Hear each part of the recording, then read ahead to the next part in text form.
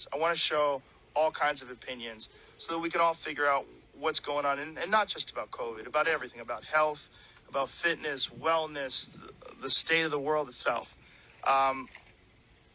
It's a strange responsibility to have this many viewers and listeners. It's very strange, and it's nothing that I prepared for, and it's nothing that I ever anticipated.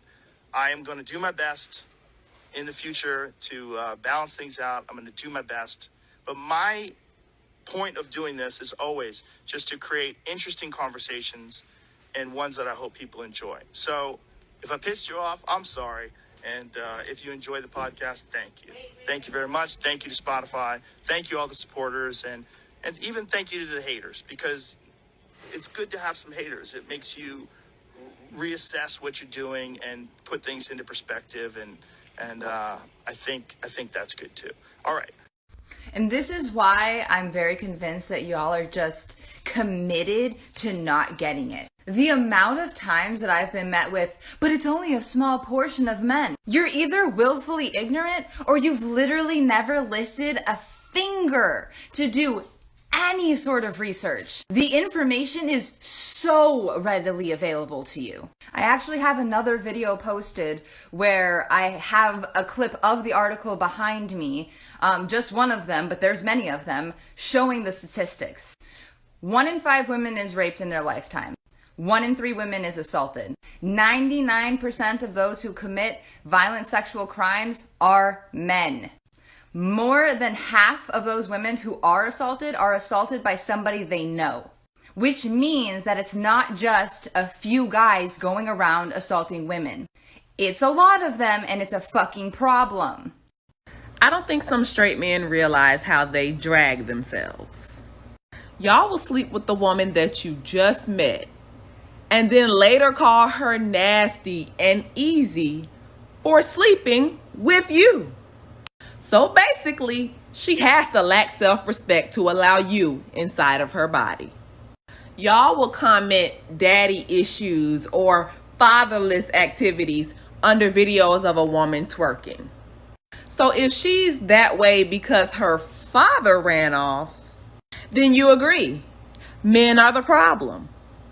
Y'all will come to my page and ask me why I bash men all the time. But the only men that I criticize are misogynists, predators, abusers, etc. So if you guys think that I'm bashing men in general, then you're the one who thinks that men are trash.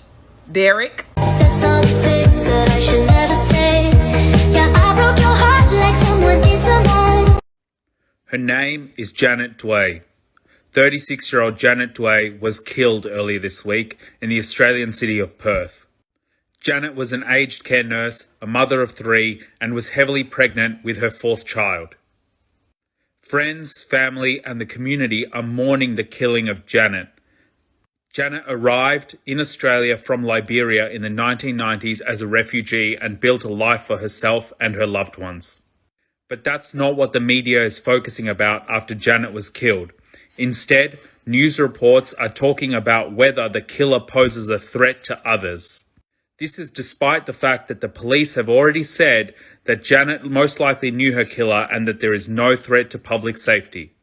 We often see this exact behaviour by the media when a woman of colour is killed, especially a black woman. Women of colour, especially black women, are not treated the same as others when they're killed and victims of men's violence.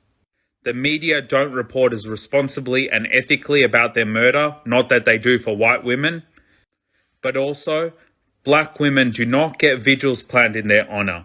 They do not make front page news, and they do not receive the same kind of sympathy from political leaders and influential people in the media. This has to change. The lives of all women who are victims of men's violence matter, and at an international level, this is a scourge that we must address. I've lit a candle in honour of Janet and her unborn child, and I hope you do too. Rest in power, Janet. I have an idea. What's your idea? You should be. I'm not gonna be mercy. You should be mercy. I'm not gonna be any kind of support.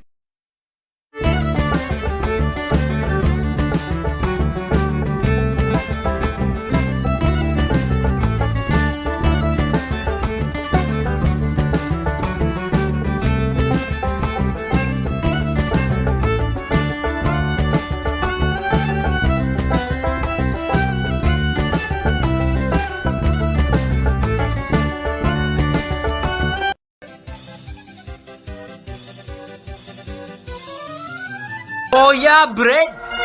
Well, I think you're in Milan. Get out of Scotland. Hey, gay people. Are you gay? I am.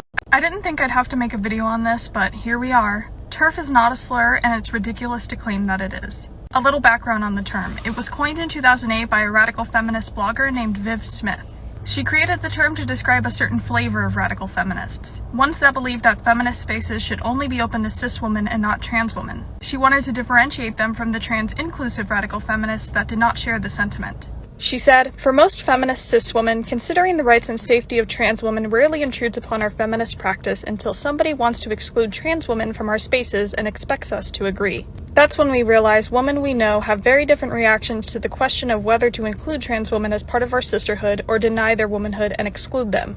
So the use of TERF is similar to the use of homophobe or misogynist. It's a way of calling out a certain type of bigot. Just because someone isn't calling you a TERF as a compliment doesn't mean that it's a slur. As Pierce and colleagues state in TERF Wars, while the acronym can be used to denigrate a particular group, this group is defined by chosen ideology rather than an intrinsic property, in contrast to trans people, for instance, or women. It is this denigration of a group defined by an intrinsic property that is necessary to constitute a slur. Moreover, in the case of TERF, the act of denigration does not function to subordinate within some structure of power relations, in contrast to acts such as misgendering and sexist slurs such as bitch. And if you want to get more into semantics and linguistics, then I recommend these two articles. They go more in depth as to what constitutes a slur and how it's different from a pejorative or hate speech. But where did this whole idea that TERF is a slur even come from? It's actually the result of a campaign created by TERFs to deflect criticism and avoid accountability. They took notes from a 2012 campaign by the far right to classify homophobe as a slur,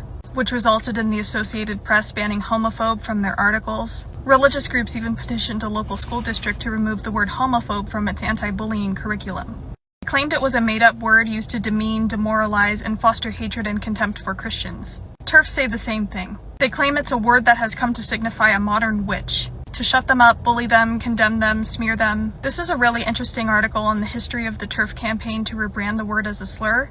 I highly recommend it. Now listen, when I was in the TERF community, I thought it was a slur too. But now I know that it's not a slur. And my objection to it was based in a refusal to confront my internalized bigotry towards trans people. When people called me a TERF, they were calling me out on my transphobia. And instead of listening and reflecting, I fell back on deflection. Do not let TERFs convince you that it's a slur. It's not.